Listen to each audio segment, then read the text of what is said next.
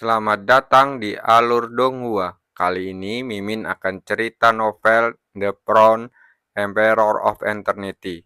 Sebelum mendengarkan jangan lupa subscribe, like, komen, dan share ya biar Mimin tambah semangat. Selamat mendengarkan. Melanjutkan episode sebelumnya, orang yang datang adalah Chu Guangsheng yang bersiap membunuh kalian. Teriakan mengerikan bergema di seluruh area, membawa niat membunuh yang kuat mencapai telinga semua orang yang hadir.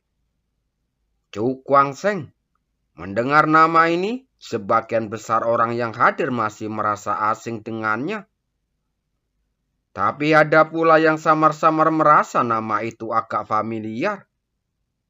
Saya merasa seperti pernah mendengarnya di suatu tempat sebelumnya. Mata beberapa orang berkedip dan keraguan muncul di hati mereka. Orang ini benar-benar arogan, seru seseorang sambil menggelengkan kepalanya. Ini adalah markas besar sekte Dewa Salju yang dijaga oleh 3 pendeta tinggi.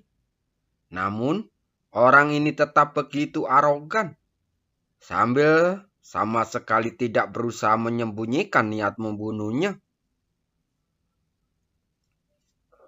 Tatapan Zhu Kefeng menjadi tajam. Kilatan aneh melintas di matanya. Kenapa nama anak ini persis sama dengan nama jenius yang berasal dari wilayah terpencil, yang menjadi juara di pertempuran tangga surgawi? Mungkinkah ini suatu kebetulan? Anak itu sudah bergabung dengan sekte jiwa ilahi saat masih berada di tanah terlantar. Sekalipun ia sangat berbakat dan bisa memasuki 9 surga sendirian, seharusnya ia sudah berada di sekte jiwa ilahi sekarang. Bagaimana mungkin dia ada di sini? Dia merasa tak percaya, tetapi dia punya firasat samar bahwa orang ini dan jenius dari daerah terpencil itu seharusnya punya semacam hubungan yang tak terpisahkan. Wajah cantik Julier langsung berubah drastis. Begitu mendengar suara itu, ia yakin sekali bahwa adiknya telah tiba. Namun dengan musuh-musuh kuat di sekelilingnya, bukankah sama saja dengan masuk ke dalam perangkap? Jika Chu Guangsheng datang menyelamatkannya, dia mencoba berteriak tetapi tidak dapat mengeluarkan suara. Wajah cantiknya langsung memerah. Nagong Jin dan Li Yung Yusi yang berada tak jauh dari sana sangat terkejut. Mereka menyaksikan sendiri kemunculan Chu Guangsheng, sehingga langsung mengenalinya saat dia tiba. Bagaimana orang ini bisa berakhir di sini? Seru Nanggong Jin. Dia masih ingat saat Chu Guangsheng memilih untuk memasuki 9 surga sendirian.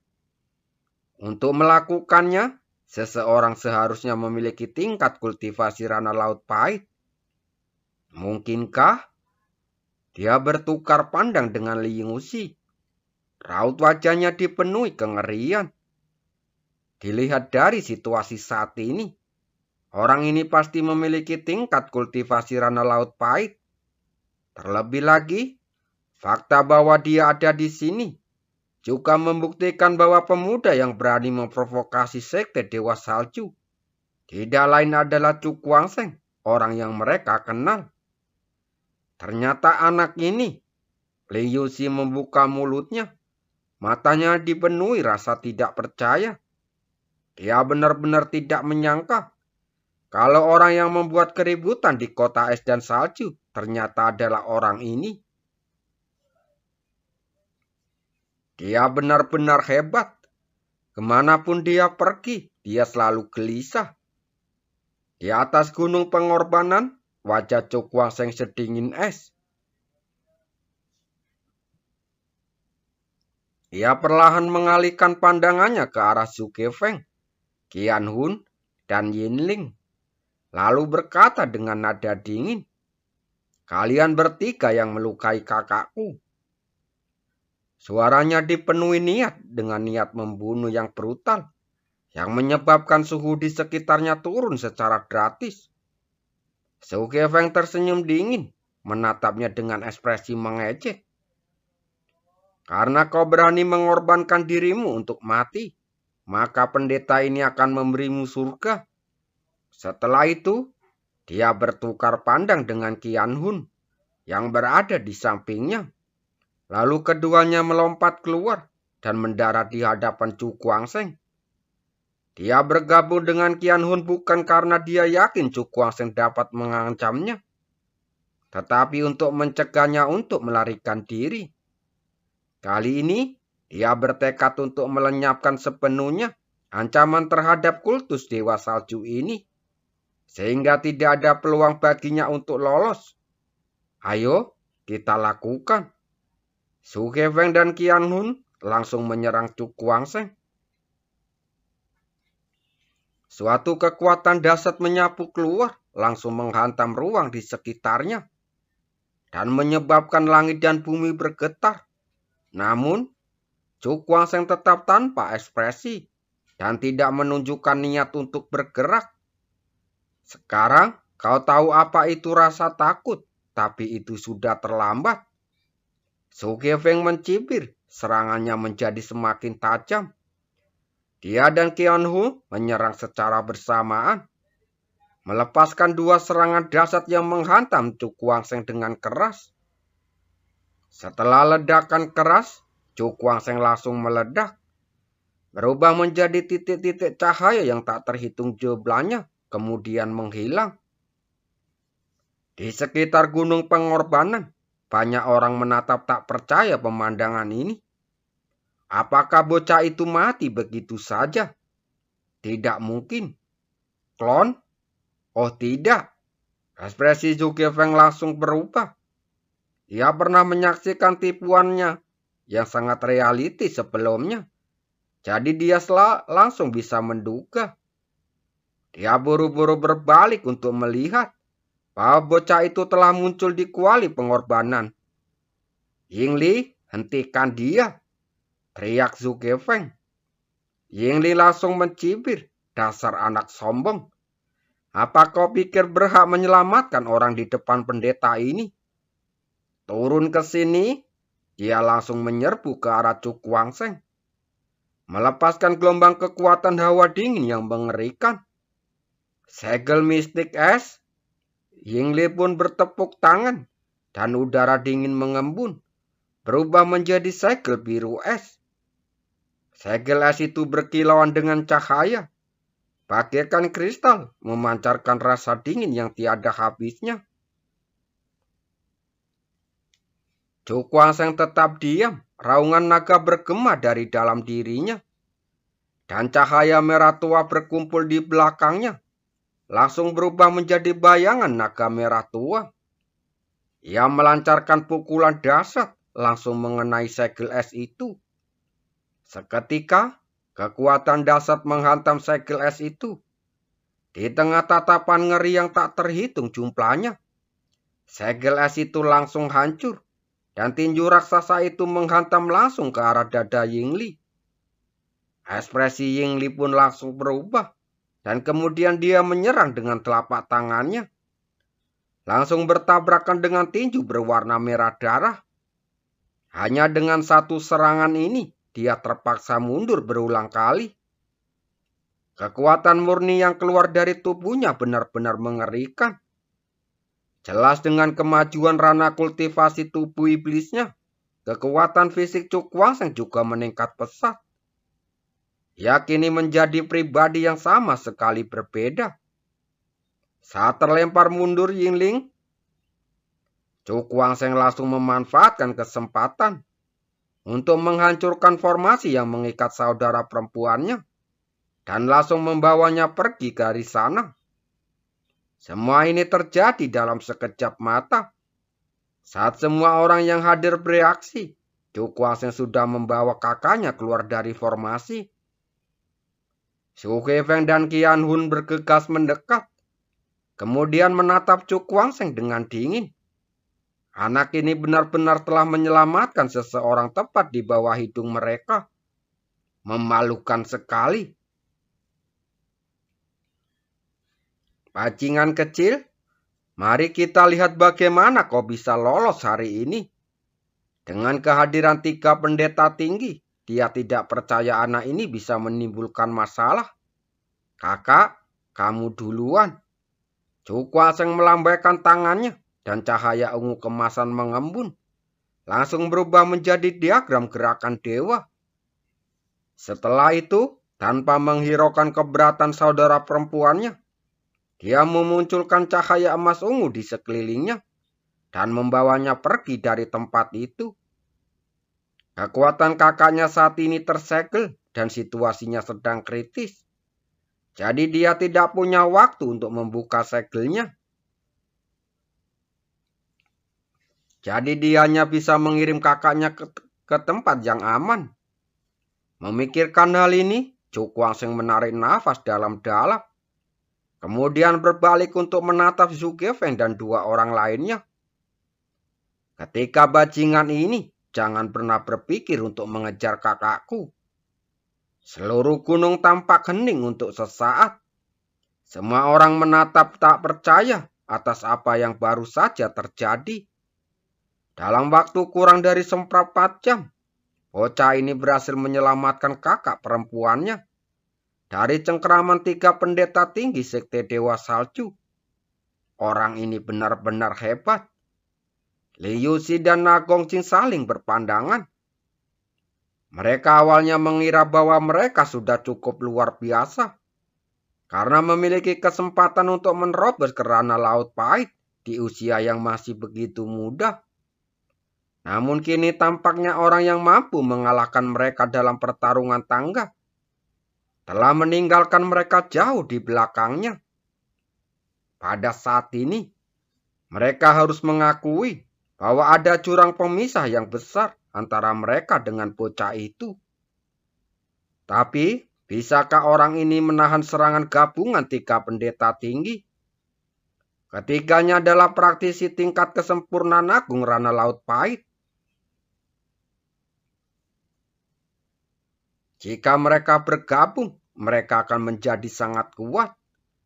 Di antara praktisi yang berada di tingkat kesempurnaan agung ranah Laut Pahit, aku benar-benar tidak menyangka kekuatanmu akan meningkat pesat hanya dalam 1 atau 2 bulan, kata Zhu Gefeng perlahan. Alih-alih menjadi tempat pemakaman bagi bocah itu, Gunung Dewa Api malah membantunya untuk meningkatkan kekuatannya. Qian Hun pun langsung mencibir, naif sekali. Kau pikir kau bisa menyelamatkan kakakmu seperti ini? Sejujurnya, tidak seorang pun selain Gunung Dewa Saljuku yang bisa menghancurkan segel Dewa Salju. Dan di wilayah Gunung Dewa Salju, untuk menemukan seseorang yang kekuatannya tersegel itu mudah sekali. Yingling yang berada di sampingnya juga tampak muram. Bocah ini telah menyelamatkan wanita itu dari tangannya secara langsung, yang merupakan penghinaan besar baginya. Dia adalah pendeta tinggi sekte Dewa Salju dan juga penatua Gunung Dewa Salju. Namun, dia telah kehilangan muka di hadapan seorang junior. Ekspresi Cukwangxing tetap tenang. Dia melirik ke arah 3 orang di depannya. Jika kalian mati di sini, kurasa Gunung Dewa Salju tidak akan mudah menemukan seseorang. Zhu Gefeng mendengus dingin, arogan. Hanya pendeta ini yang bisa memburumu seperti anjing liar. Beraninya kau bersikap begitu arogan di sini? Cukwangxing bahkan tidak menatapnya. Sudah ku bilang, aku di sini untuk membunuh orang, bukan untuk membuang-buang nafasku pada kalian. Mencari mati? Kamu bisa mencobanya. Cukwangxing menghentakkan kakinya, dan gelombang energi menyapu dan langsung menghantam ruang di sekitarnya. Raungan naga bergema saat dia menyerang dengan telapak tangannya. Su Gefeng pun mencibir. Ia melangkah maju, kemudian menampar jejak telapak tangan ke udara. Sebuah ledakan dahsyat terdengar, dan kekuatan hentakan yang mengerikan itu membuatnya terhuyung mundur beberapa langkah. Sebaliknya, Zhou Guangsheng tetap teguh seperti batu, tidak bergerak sedikit pun.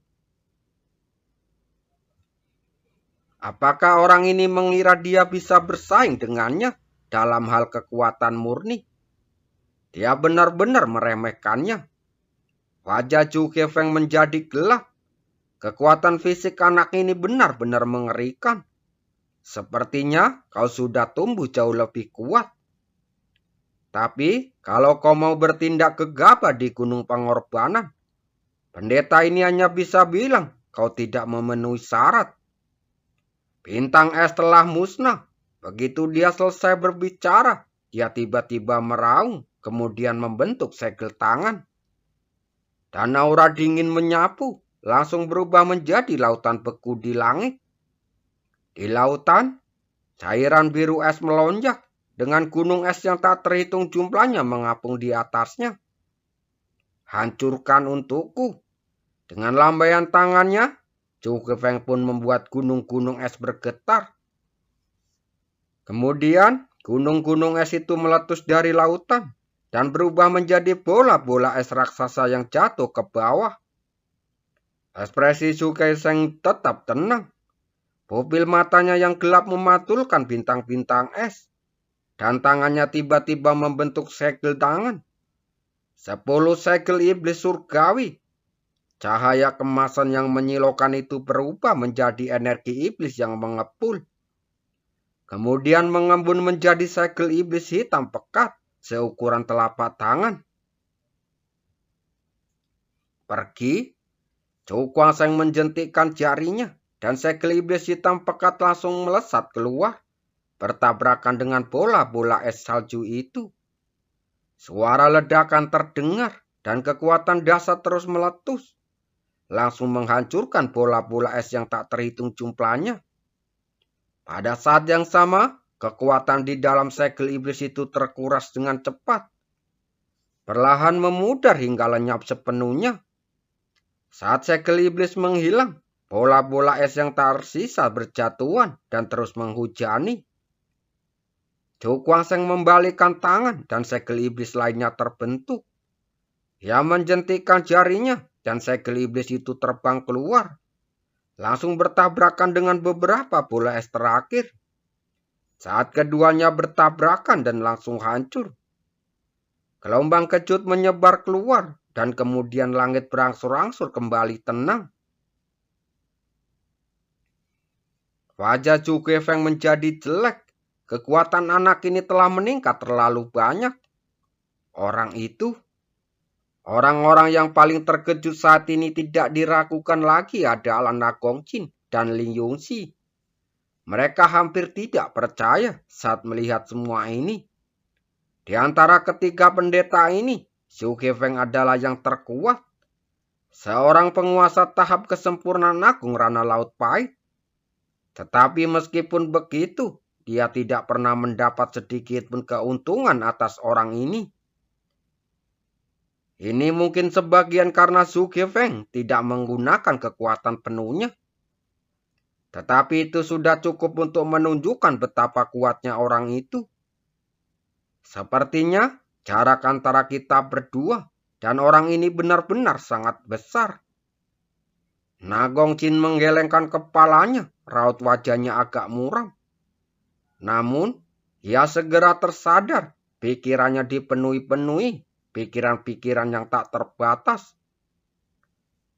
Orang jenius seperti dia tidak akan pernah bisa dihancurkan dengan mudah. Semakin kuat lawannya, semakin besar potensi mereka bisa dikeluarkan. Dia percaya bahwa setelah kejadian hari ini, baik Na Gongqin maupun Lin Yongxi akan mampu menerobos ke Rana Laut Pahit dengan mudah. Tunjukkan padaku kemampuanmu yang sebenarnya, Zhou Feng. Wajah Zhou Guangsheng dingin. Kalau tidak, Kau akan segera mati. Zhou Kepeng pun sangat marah.